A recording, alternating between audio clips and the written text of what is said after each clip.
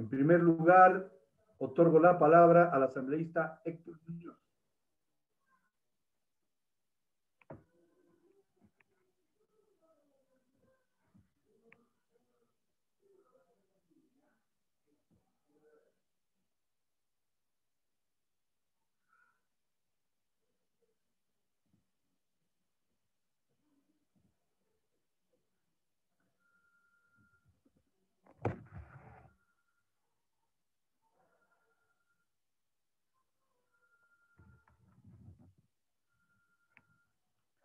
Repito, hemos aperturado el debate, este primer debate de este proyecto unificado de leyes orgánicas reformatorias del Código Orgánico Integral Penal.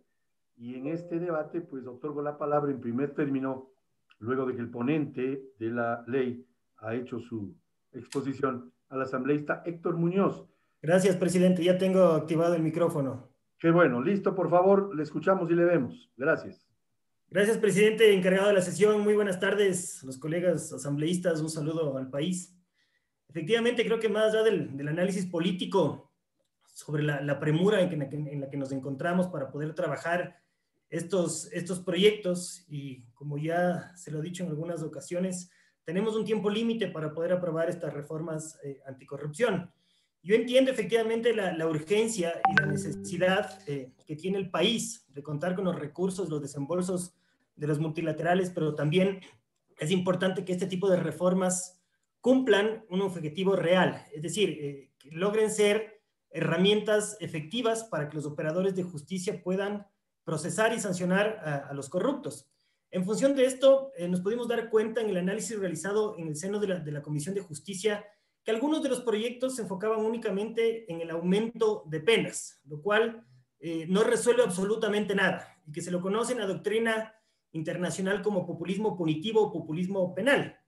Sobre este aspecto, existen algunos tratadistas internacionales que han expresado su punto de vista, y quiero nombrar a dos. Primero, el profesor español de origen catalán, Iñaki Rivera, que fue director del Observatorio del Sistema Penal y de los Derechos Humanos de la Universidad de Barcelona, que sostiene lo siguiente, abro comillas: primero, hace falta infundir alarma social entre los ciudadanos, meterles miedo, y después ya vendrán los diferentes actores a aportar soluciones represivas que serán inmediatamente aceptadas por la población asustada de antemano. Se trata de tocar las fibras más sensibles de la población para producir un consenso social y aplicar las más represivas políticas en materias penal, judicial, penitenciaria y administrativa. Por su parte, Wanda Fernández León, colombiana, profesora de la Facultad de Derecho y Ciencias Políticas y Sociales de la Universidad Nacional de Colombia, sostiene lo siguiente, abro comillas: el populismo penal promueve desde el gobierno y el parlamento, obviamente sin previos estudios de política criminal, pero con gran incidencia en el nivel político electoral, la expedición de leyes impróvidas, incongruentes, irracionales para aumentar penas, crear delitos, reducir beneficios, romper la estructura del modelo procesal, soslayar derechos, menoscabar garantías y vulnerar todo debido proceso acusatorio. Cierro comillas. Con estos antecedentes, lo que quiero tratar de transmitir, señor presidente, es que efectivamente yo creo que es imperante que las autoridades judiciales cuenten con instrumentos para luchar contra la corrupción, pero no podemos dejar de lado en estas reformas un análisis integral. No podemos dejar de lado un eje que para mí es absolutamente indispensable y que no lo veo plasmado en estas propuestas, y me refiero exclusivamente al eje de la prevención. Prevención tanto en el sector público como en el sector privado, ¿no es cierto? Que desde mi punto de vista se resumen en tres elementos fundamentales. El uno es el fomento de la integridad, el segundo, la cultura de la honestidad, y tercero, y no menos indispensable, es la responsabilidad.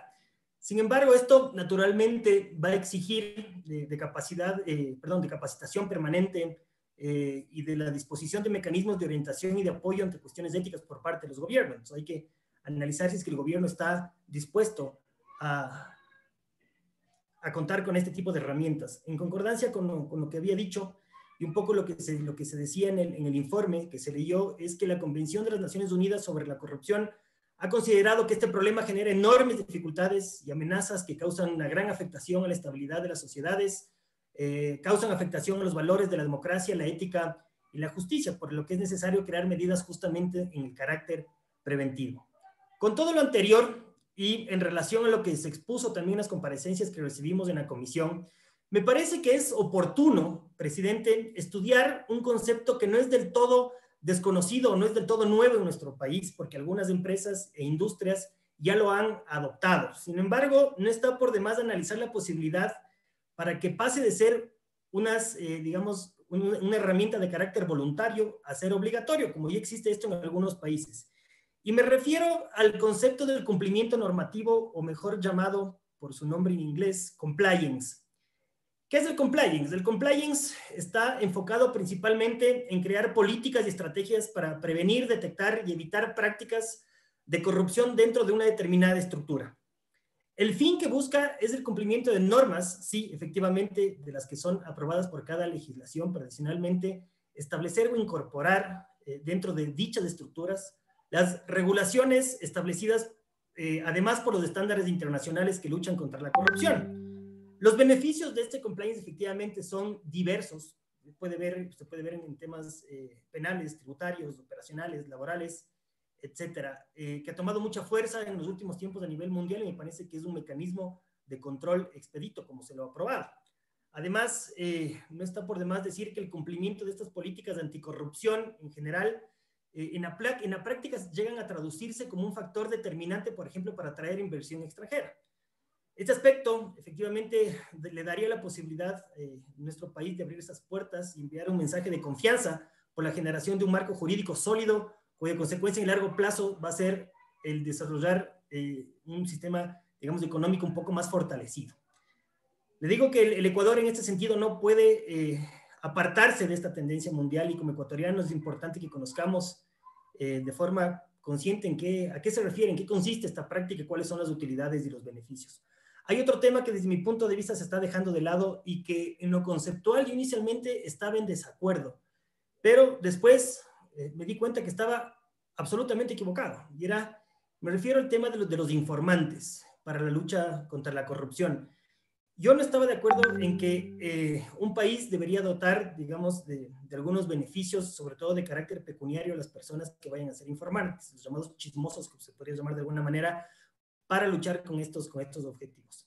Sin embargo, dentro del estudio que hicimos con mi equipo, nos dimos cuenta que es una de las estrategias más exitosas del combate a la corrupción estructural. A nivel internacional, en los últimos años, se ha incrementado el reconocimiento de la importancia de la denuncia de los informantes internos en los esfuerzos de combate a la corrupción y de las diversas experiencias que pudimos analizar de la aplicación de leyes de protección y estímulo a los informantes internos han revelado ser un mecanismo interesante que permite justamente el conocimiento de la información acerca de actividades que sean ilegales, inclusive peligrosas, realizadas tanto por funcionarios gubernamentales como por el sector privado. El ejemplo más cercano que tenemos de esto dentro de la investigación y justamente por la comparecencia de alguno de los invitados de la comisión es justamente Estados Unidos, ¿no es cierto? Este país cuenta con una ley modelo para la aplicación coercitiva de normas que incluyen figuras como el uso de informantes, la autorización de investigaciones de encubierto en delitos relacionados principalmente con la corrupción. La experiencia de lo que pasó en este país respecto a esto es que se ha demostrado que el 90%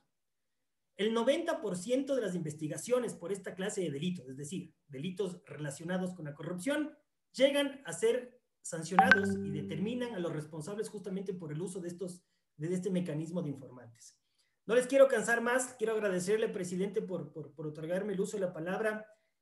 Sin embargo, solo quería mandar un mensaje de lo positivo y lo oportuno que podría ser trabajar en una reforma integral para combatir los delitos relacionados con la corrupción y no centrarnos únicamente en legislar sobre los hechos coyunturales. Gracias, presidente. Un saludo a todos los colegas.